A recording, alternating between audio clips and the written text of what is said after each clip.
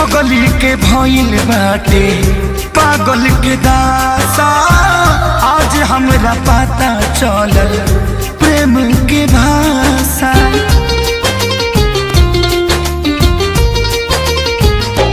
हाँ पगली के भइल बाटे पागल के दासा। आज हमरा पता चलल प्रेम के भाषा। रोते रोते मिले हमसे आयल बड़ी, रोते रोते मिले हमसे आयल बड़ी। हमर जान आज हरदी से लटाइल बड़ी, हमर जान आज हरदी से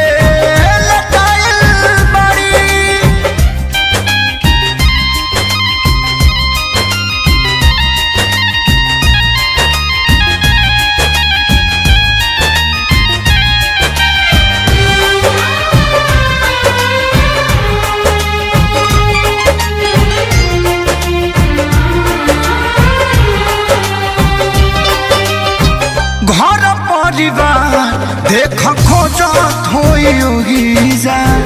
छतिया पमुड़ी धके रोवा तारी एही जा।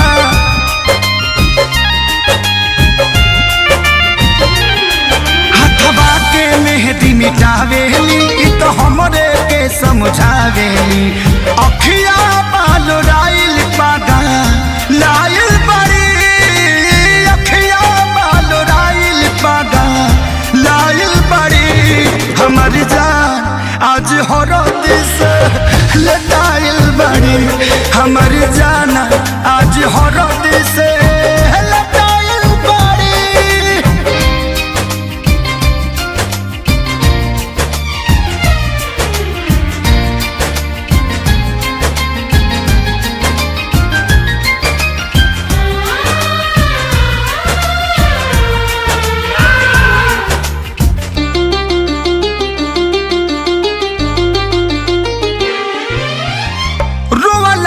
इनका झर बनावा के पाता। प्यार के मतलब रब जिया जुए बुझाता।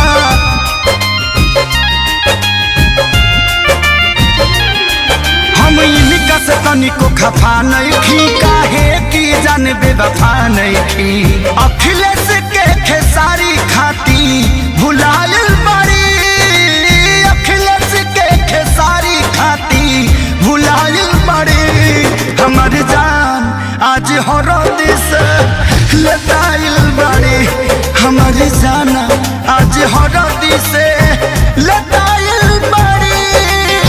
ए जान हम तो के छोड़ के ना जाए। सुना कुर्बानी के नाम ही तो प्यार होला, और प्रेमी से बढ़ के परिवार होला। सबके इज्जत के बात बजान तोहरा चले के परी। चल